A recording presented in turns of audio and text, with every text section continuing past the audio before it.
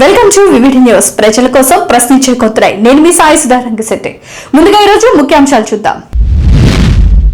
అన్నదాత పోరుతో దద్దరిల్లిన ఆంధ్రప్రదేశ్ లోని నంద్యాల, ఆదోని, అల్లూరి జిల్లా. నంద్యాల ప్రభుత్వ ఆసుపత్రిలో ఉద్యోగులపై కొనసాగుతున్న వేధింపులు. బ్లైండ్ కోటా కింద ఉద్యోగం చేస్తున్న వారిని చిన్న చూపు చూస్తున్న నంద్యాల ప్రభుత్వ ఆసుపత్రి ఉన్నతాధికారులు.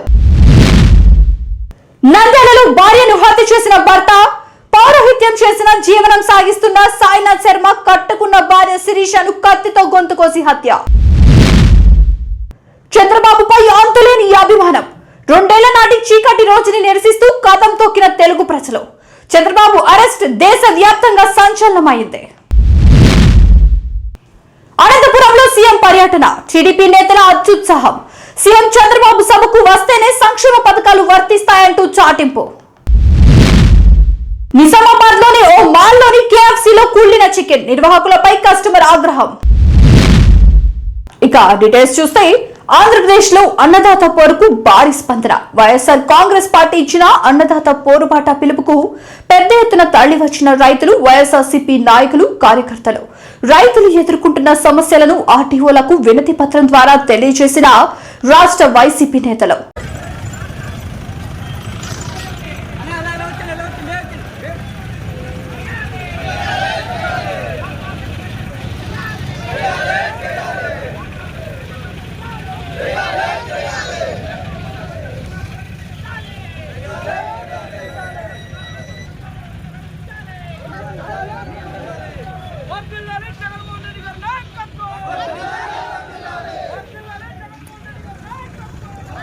ఈ రోజు రైతన్నలందరూ కూడా కలిసి రావడం నిజంగా చాలా సంతోషకరమైన విషయం. ముఖ్యంగా ఈ ప్రభుత్వం ఏర్పడినప్పటి నుంచి రైతులకి కష్టాలు మొదలైనాయి అని చెప్పేసి మనం రోజు పేపర్లలో కూడా చూస్తున్నాం. ఈ రోజు ఎప్పుడు లేనటువంటి విధంగా యూరియా సంక్షోభం అనేది రాష్ట్రంలో కొనసాగుతుంది. ఎక్కడా కూడా యూరియా సరఫరా జరగడం లేదు. ఒకవేళ సరఫరా జరుగుతుందన్నా సరే దాన్ని తెలుగుదేశం నాయకులు, తెలుగుదేశం వాళ్ళ రైతులు అని చెప్పేసి ఈ రోజు రైతుల్ని విభజించి పరిపాలిస్తున్నటువంటి పరిస్థితి ఈరోజు చూస్తున్నాం. ఈ రోజు రాష్ట్రంలో అధికార యంత్రాంగం ఉందా లేకపోతే నిద్రపోతుందా అనేది కూడా అర్థం కానటువంటి పరిస్థితి. నిజంగా అబద్ధాన్ని ఎంత నిజం చేసే ప్రయత్నం చేస్తారంటే తెలుగుదేశం పార్టీ వాళ్ళు సూపర్ 6 ఇచ్చేసామంటారు. ఈ విధంగా దాన్ని రాష్ట్రంలో ఉన్న వాళ్ళందరూ కూడా ఆ విధంగా చెప్పే సత్తా వాళ్ళకు ఉంది. ఎందుకంటే ఆ విధంగా చెప్తే నమ్ముతారా లేదనే ఆలోచన లేదు.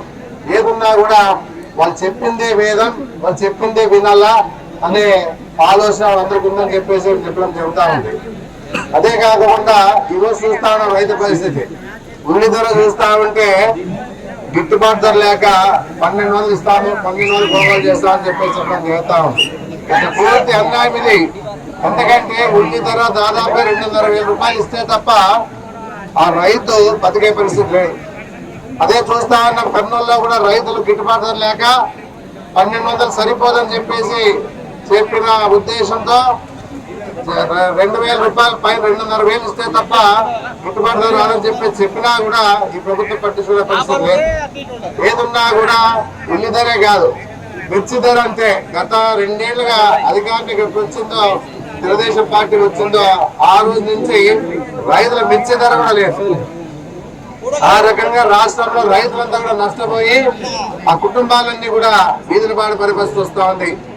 ఎందుకంటే సుమారు 4 నెలలు ఖరీఫ్ సీజన్ దాపురించి వచ్చింది, పంటలంతా వేసుకున్నారు. కానీ ఈ రోజు వరకు వీరు ఎరువులు సప్లై చేయకపోవడం అనేటటువంటిది నిజంగా చాలా విడ్డూరంగా ఉంది. ఇంకా ఎప్పుడు ఇస్తారని చెప్పేసి మేమైతే అడుగుతూ ఉన్నాం. ఎందుకంటే అప్పుడే పుట్టదశ వచ్చేటటువంటి పరిస్థితి వరి నాట్లయితే ఉన్నాయి. మరి ఈ రోజు వరకు కూడాను మరి కూటమి ప్రభుత్వం నాయకులు కానీ లేదనుకుంటే ఆ వ్యవసాయ శాఖ మంత్రి ఎవరైతే అచ్చెన్నాయుడు గారు ఉన్నారో వాళ్ళు కానీ వీటి మీద ఎటువంటి చర్యలు తీసుకోకపోవడం నిజంగా చాలా దారుణం. నంద్యాల ప్రభుత్వ ఆసుపత్రిలో బ్లైండ్ కోటా కింద ఉద్యోగం పొంది తన డ్యూటీని సక్రమంగా నిర్వహిస్తున్న ఉద్యోగి విషయంలో చిన్న చూపు చూస్తున్న నంద్యాల ప్రభుత్వ ఆసుపత్రి ఉన్నతాధికారులు. బ్లైండ్ కోటా కింద ఉద్యోగం చేస్తున్న వారికి ప్రభుత్వ ఆసుపత్రి ఉన్నతాధికారులు రాత్రిపూట డ్యూటీలు వేయడం శోచనీయం. హాస్పిటల్ ఉన్నతాధికారులు ఆ ఉద్యోగికి రాత్రిపూట డ్యూటీలు చేయమని ప్రేరేపిస్తున్నారు. నిన్న రాత్రి డ్యూటీకి వస్తున్న సమయంలో బండిపై నుంచి కింద పడి కాలుకి గాయాలు జరగడమే కాకుండా కాలు విరగడం కూడా జరిగింది. నా పేరు సుబ్బరాయుడు. నేను ఇక్కడ గవర్నమెంట్ హాస్పిటల్లోనే పనిచేస్తాను ఎంఎన్ఓగా. నైట్ డ్యూటీకి వస్తాండి బైక్ నుంచి కింద ఉన్నాను. హ్యాండిక్యాప్ కింద వచ్చింది. అడిగినాను సార్, 3 నెలలు 4 నెలలు అడుగుకుంటూ వచ్చినాను. లేదు చేయాల్సిందే చేసినాను సార్. అది జరిగిన అవసరం అంతా వాళ్ళ కార్యకర్తలే అంతా వాళ్ళకి అంతా పై అధికారులే అంతా వాళ్ళే. పేర్లు ఏం చేయలేం, అంతా మా వాళ్ళే. MNO ward boy.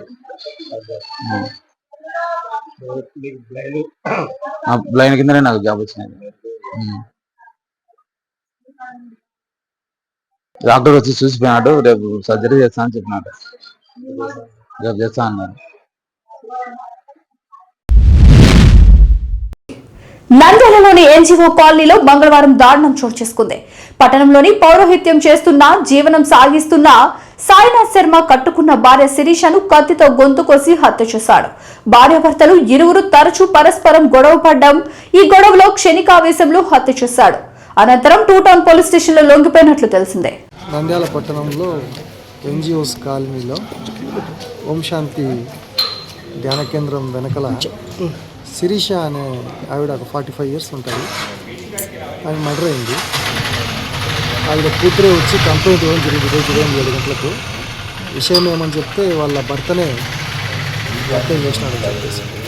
కారణం ఏంటి అని అడిగితే ఈమె ఏదో కొంచెం బయట ఎక్కువ తిరుగుతుంది, మాట్లాడుతుంది. ఇద్దరికి భార్యాభర్తలకు సమస్యలు ఉన్నాయి, కుటుంబ సమస్యలు ఉన్నాయి. దానివల్ల నిన్న రాత్రి కూడా గొడవ జరిగిందని చెప్పినారు.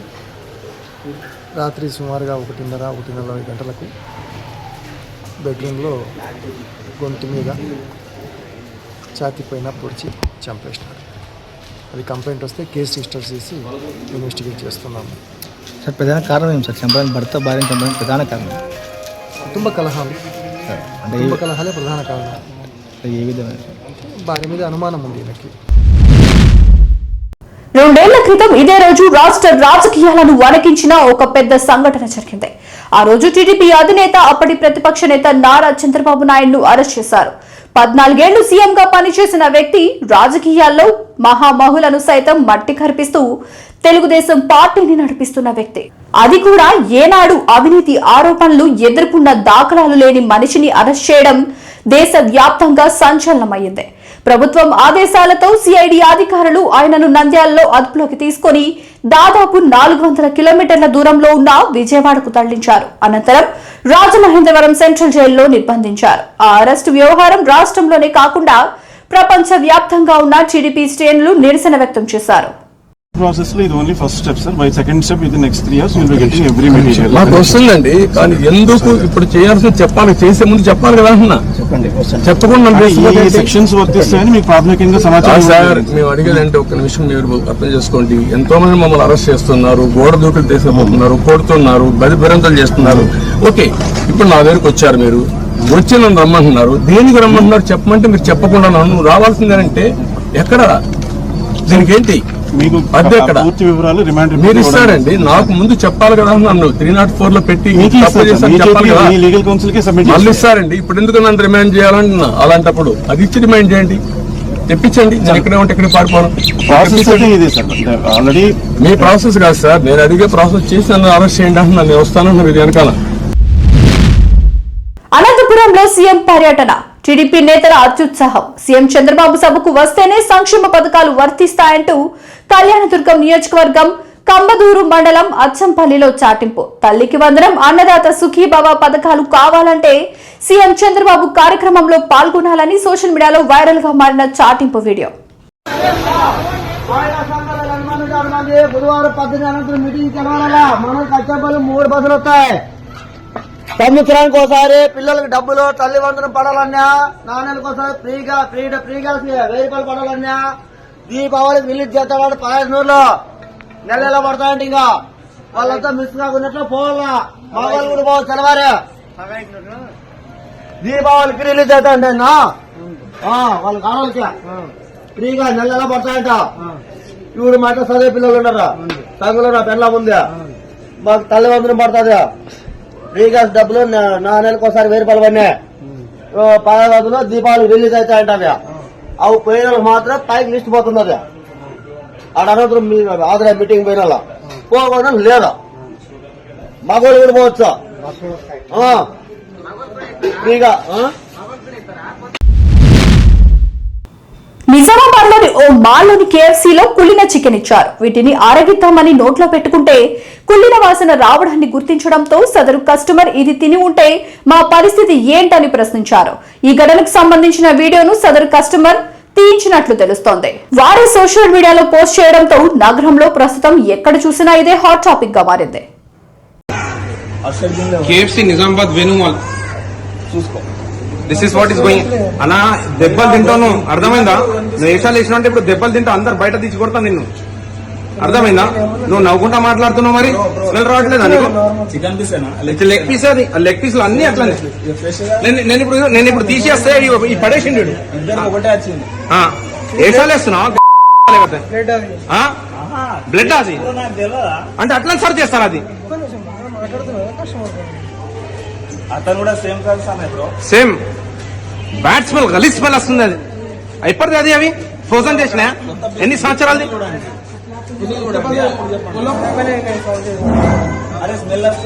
మీ మేనేజర్ పిలువు భాయ్, మీ మేనేజర్ పిలువు.